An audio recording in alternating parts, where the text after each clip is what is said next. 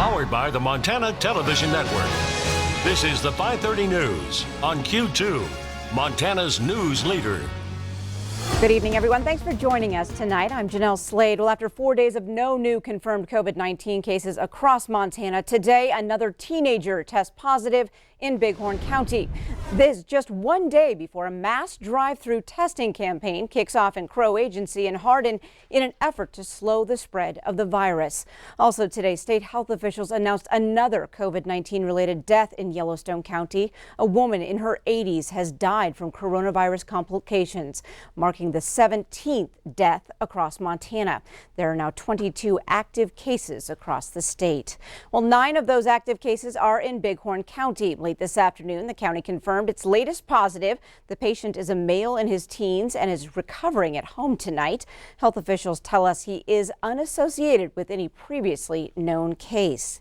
Now, Bighorn County will hold 2 days of coronavirus testing starting tomorrow, and officials are encouraging everyone to get tested. Q2's Russ Riesinger is standing by now in the newsroom with more on that. Russ. Well, this is what is known as sentinel surveillance testing. The idea is to get the largest number of people in a community to come in and test so they can get kind of a better spotlight on how prevalent COVID-19 is and how many people may be positive without even knowing it. So they're asking everyone who is willing to drive by and be tested. And is specific to the asymptomatic individuals. I think that gives us that appropriate surveillance look at this juncture of the cycling of the coronavirus here in Montana. And I thought it was interesting, especially asking for young people between the ages of 18 and 36 to come in. Why is that so important? Well, right now, according to the data, the analytics from the state, the DPHHS, Department of Public Health and Human Services, the age category of 20 to 29 is 20%. And then the next category for impact with the coronavirus is that 50 to 59. That testing will be conducted tomorrow from 10 a.m. until 6 p.m. at the Crow Northern Cheyenne Hospital and Crow Agency. Governor Bullock will be making a stop there at noon. There will be 22 National Guard members there on hand to assist with the testing. Then Thursday, testing continues from 10 a.m. until 6 p.m. That will be at Hardin High School. All you need is your phone number, address, and date of birth. There is no cost for it or anything like that. And again, they're asking everyone in Bighorn County who is willing to be tested to do so. They say that's the only way they're going to get the very best data and the best picture of what's happening in a particular community. Jeanelle? All right. Thanks so much, Russ. Well, State Attorney General Tim Fox asked the Montana Supreme Court today to overturn a judge's ruling on the deadline for counting mailed absentee ballots next week.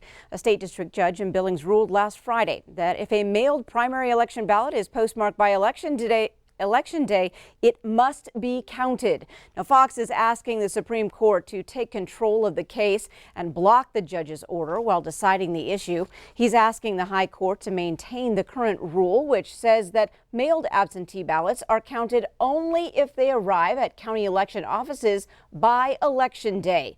Montana is in the midst of its first statewide election with all mail ballots. Voting in the primary election began May 9th and is continuing through next Tuesday, Election Day. Now, if the Supreme Court accepts this case, the High Court is expected to fast track a ruling before Election Day. Well, Billings High School seniors wrapped up their public education over the weekend with a socially distanced graduation ceremony. Q2's Mitch Laggy checked in with Superintendent Greg Upham today to see how things went and what's next. It was a true community effort to pull off the 3 graduation ceremonies inside the First Interstate Arena in Billings on Sunday.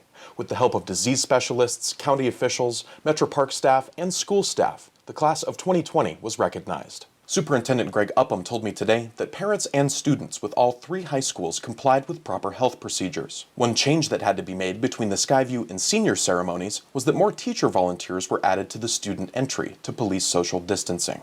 With graduation now wrapped up, administrators are looking ahead to the summer months.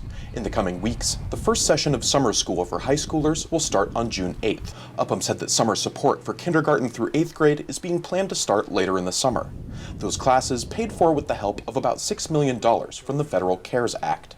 The district hasn't seen the CARES Act money yet, but Upham said he expects it to be available to the district soon. Fairly soon we should be able to gain access to that, and we've stacked some expenditures with cleaning and copying and PPE equipment, those kind of things. And then this is the week that everyone turns their devices back in. We have 5,000 out there. I'm holding my breath as they come back in. I'm hoping all 5,000 come back and they're usable. That could be a large dollar item if they don't come back in good shape. Now, that money that the district will receive from the Federal CARES Act must be spent on COVID-19 related expenses like sanitation or learning help for students.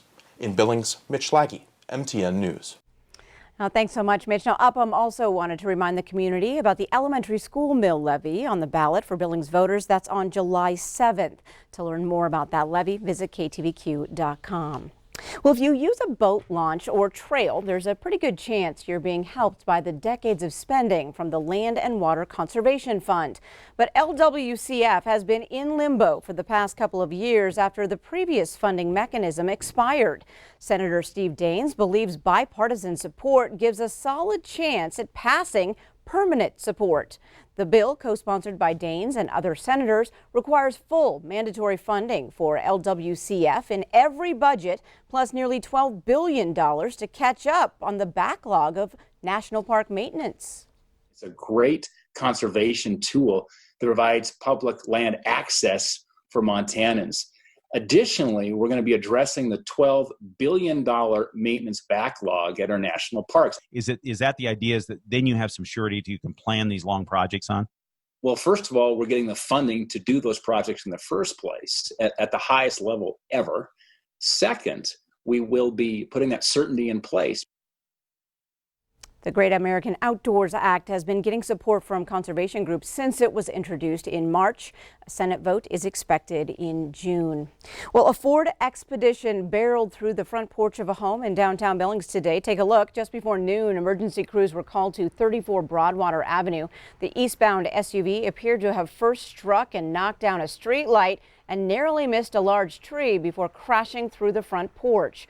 A woman and child were being attended to by EMTs, but did not appear to have serious injuries. The residents of the house were able to exit without injury. Now, Governor Steve Bullock's order to limit foreclosures, evictions, and disconnections from services expired on May 24th. But that expiration has left some tenants wondering what's next. MTN's Maren Sue spoke with property managers and landlords to answer some of those questions. Jessica Bubar, owner of Integrity Property Management, says many of her clients are stressed about making rent during the coronavirus. Plenty of tenants have been waiting for checks from the government or are maybe not working or waiting for their unemployment to come in. Bubar says her biggest suggestion is to be open with your property manager or landlord. Call them, don't wait for them to call you. And she says pay what you can when you can. If you're concerned about being able to pay all of your rent on the first of the month, most property managers would allow you to pay in advance. If you can pay $100 this week, drop off $100. However, delaying payment can put pressure on your landlord, like Keegan Reese. Small-time landlords like me, the margins aren't big. It's not that, for a lot of us, it's not our primary source of income. We still work. And with the shutdown and everything, if we're not working, then we have to lean a little more heavily on what we make from our rentals. Reese says this pressure is affecting everyone. It's local people. It's you, it's me, it's the old guy and lady down the street. Bubar says she knows many landlords who planned on increasing rent this spring and summer are not planning on doing that increase. In Whitefish, Maren Sue, MTN News.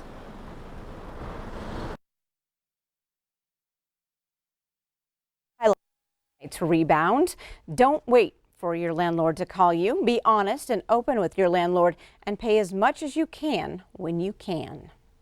Well, also tonight, 3 orphaned Montana bear cubs we first told you about are headed to Arizona. Now, the cubs were orphaned last month after their mother was injured in a surprise encounter with a hiker along the Rocky Mountain front. Fish, Wildlife and Parks had to euthanize the sow, but the cubs were captured and taken to Montana Wild in Helena. Wildlife managers ultimately settled on Arizona Wildlife Park. Now, the park covers more than 150 acres where the cubs will live in a ponderosa pine forest. Ahead on tonight's 5:30 News, we're digging up the many ways gardening is good for you, and you might be surprised at which veggie is the most popular right now. And Scott shows us how this Miles City triple threat athlete is sharpening his college baseball skills. And coming up in the weather, the computers say some showers will be moving in towards the Billings area tonight, but we probably won't get hit by very many of them. Plus, it looks like our temperatures will be soaring this weekend. We'll have an update coming up in a few more minutes. You're watching MTN News with Jeanelle Slade and Russ Riesinger. Storm Tracker weather with Bob McGuire. And sports with Scott Green.